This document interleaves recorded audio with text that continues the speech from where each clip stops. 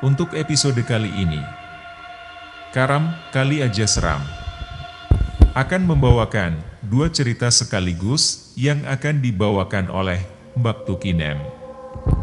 Janda Bahenol, paling cantik dan paling jadi rebutan di kampungnya. Katanya, cerita pertama berjudul Dihantui Pocong Teman. Menceritakan seseorang yang selalu dihantui sahabatnya yang meninggal sehari sebelumnya. Cerita kedua berjudul Penjaga Kuburan. Menceritakan seorang pemuda yang kesulitan mencari pekerjaan gara-gara pandemi. Akhirnya, mau tak mau dia menerima tawaran dari teman untuk menjadi penjaga kuburan. Bagaimanakah kisahnya? Tetap stay di channel Karam Kali Aja Seram. Jangan lupa subrek ya. Thank you. Selamat mendengarkan. Cekidot.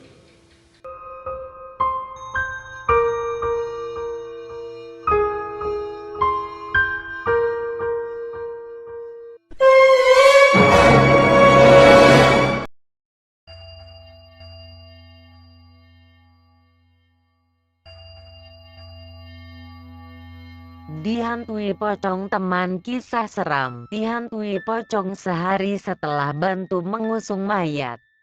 Pemuda Malaysia ini mengaku dia melihat penampakan pocong temannya sehari setelah membantu mengurus pemakaman jenazahnya. Ketika menceritakan pengalaman seram tersebut kepada keluarganya, ada yang menyebut Fahrul mungkin diikuti bayangan atau pendamping temannya yang disebut badi mayat. Menurut kepercayaan orang Melayu, badi mayat merupakan gangguan berbentuk bayangan orang yang meninggal secara mengenaskan. Mungkin di Indonesia disebut dengan istilah arwah penasaran. Biasanya orang yang diganggu adalah mereka yang melihat mayat orang kecelakaan di jalan, mengurus mayat orang yang bunuh diri dan penyebab kematian tidak wajar lainnya. Kisah seram Fahrul dibagikan melalui postingan di grup Facebook Klub Cerita Hantu Malaysia. Penasaran dengan cerita Fahrul dihantui pocong temannya? Mari kita simak penuturannya berikut ini.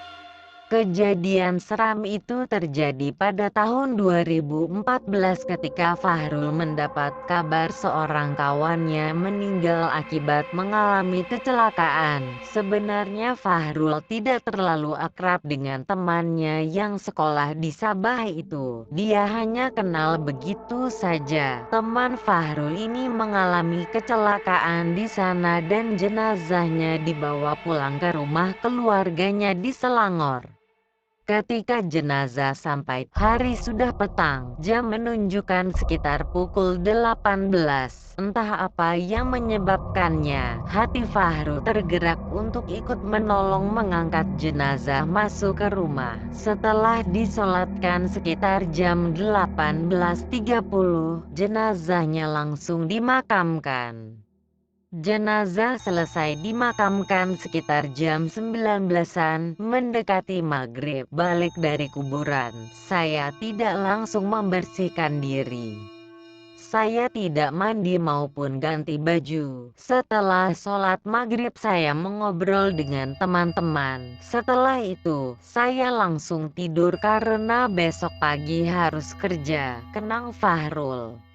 Malam esoknya baru kejadian-kejadian seram itu dimulai. Fahrul yang bekerja di Alam tidur sendirian di sebuah apartemen yang dipinjamkan oleh bosnya. Saat tidur sendirian malam itu di apartemen, Fahrul tiba-tiba bermimpi almarhum temannya. Namun penampilannya sangat menyeramkan. Dalam mimpi tersebut, Fahrul melihat almarhum dalam keadaan terbungkus kain kafan. Pocong temannya itu berdiri tegak sambil melihat ke arah Fahrul tanpa mengeluarkan sepatah kata. Fahrul langsung terjaga dari mimpi yang menyeramkan itu, namun peristiwa aneh terjadi di depan matanya. Ketika Fahrul bangun dari tidur, makhluk seram itu masih ada di depan matanya. Ia nampak melalui celah dinding, terlihat separuh badan saja. Waktu itu kondisi kamar memang remang-remang karena saya tak menyalakan lampu, hanya mengandalkan cahaya dari luar jendela saja. Setelah beberapa menit makhluk itu tak juga menghilang. Saya baru yakin ia memang nyata. Saya langsung tutup selimut dan berusaha tidur hingga terbangun esok paginya, kata Fahrul.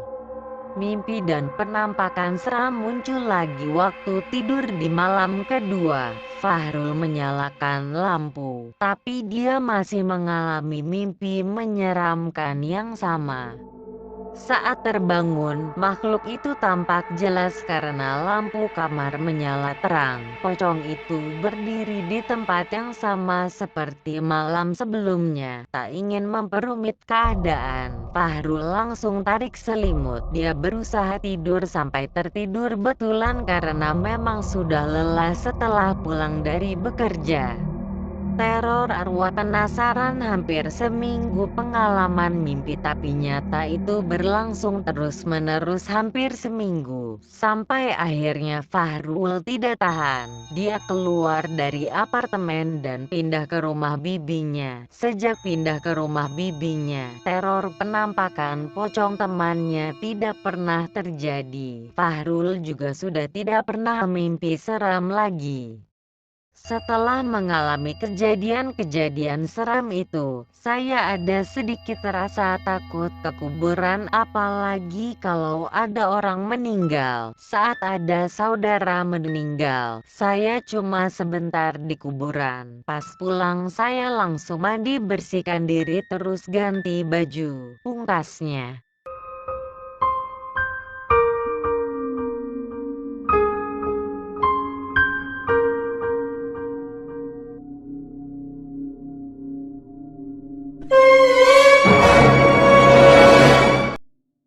Penjaga kuburan. Kisah seram penjaga kuburan demam seminggu usai ketemu perempuan misterius.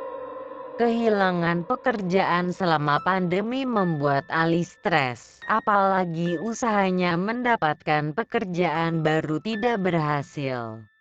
Karena tak ada lagi yang bisa dikerjakan, Alia akhirnya memutuskan untuk pulang ke kampung halamannya. Di kampung halaman, Ali diberitahu kenalan kalau ada lowongan sebagai penjaga kuburan atau biasa disebut juru kunci makam. Pada awalnya hati Ali berat menerima tawaran itu, namun mengingat perlu menanggung istri dan anak yang berusia 2 tahun, dia setuju melakukan pekerjaan itu. Ali terpaksa terima pekerjaan jadi penjaga kuburan. Ali menyewa sebuah rumah berdekatan dengan kawasan kuburan. Meskipun ada rasa takut karena menjaga kawasan tersebut, namun dia menganggap tugasnya itu tidak sulit seperti yang diperkirakan. Tugasnya mudah, dia hanya perlu memastikan tidak ada orang luar yang masuk ke kawasan kuburan dengan niat tidak baik, seperti pengedar narkoba, penjudi atau pengamal ilmu hitam. Tugas Ali cukup mudah, memastikan tidak ada orang yang mengganggu kuburan. Biasanya Ali akan beronda sebanyak 3 kali pada waktu siang dan 2 kali pada waktu malam. Alhamdulillah tak ada kejadian aneh yang terjadi. Rasa takut dan gemetar itu perkara biasa, apalagi jika beronda pada waktu malam, katanya. Bagaimanapun, Ali ketakutan apabila melihat kelibat seorang perempuan berbaju kurung warna hijau dan berselendang hitam. Perempuan misterius itu duduk di tepi sebuah makam ketika Ali melakukan ronda pada pukul 9 malam. Tanpa curiga apa-apa, Ali memberhentikan motornya dan memerhatikan perempuan itu mengingat lokasi makam itu terletak agak jauh ke dalam. Ali melihat sosok perempuan berbaju kurung dan berselendang sendirian di kuburan.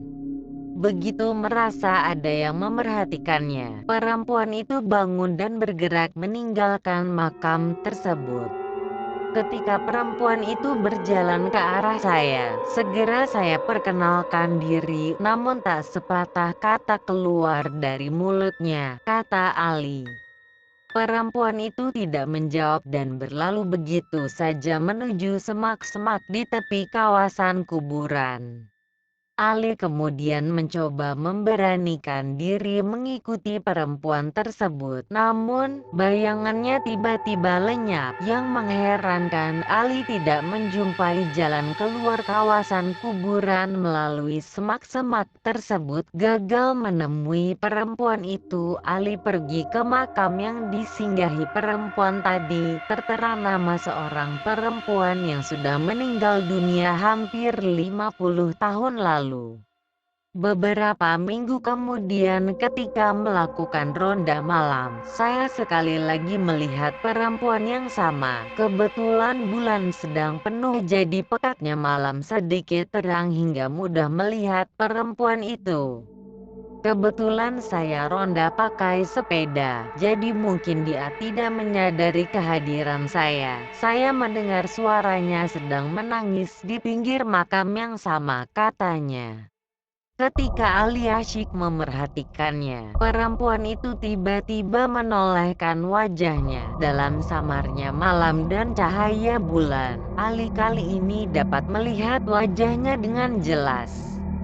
Perempuan tersebut ternyata berambut panjang dan memiliki wajah yang agak menakutkan. Ali belum sempat mendekati, perempuan itu langsung lari masuk semak-semak dan menghilang begitu saja. Saya lari lintang pukang karena merasa takut. Tiba-tiba saya mendengar suaranya lagi yang meminta saya tidak mengganggunya. Saya mencari sumber suaranya. Ketika saya memandang ke atas, perempuan itu bertengger di atas pohon besar, katanya. Ali terus lari tanpa tujuan dan meninggalkan sepedanya. Apa yang terjadi bagaikan sebuah mimpi seram. Entah bagaimana kelanjutannya, Ali tiba-tiba sudah di halaman rumah. Ali rupanya tak ingat dengan kejadian seram yang baru saja dialaminya. Saat bertanya kepada istrinya, Ali diberitahu dia ditemukan dalam kondisi pingsan di depan pintu rumah.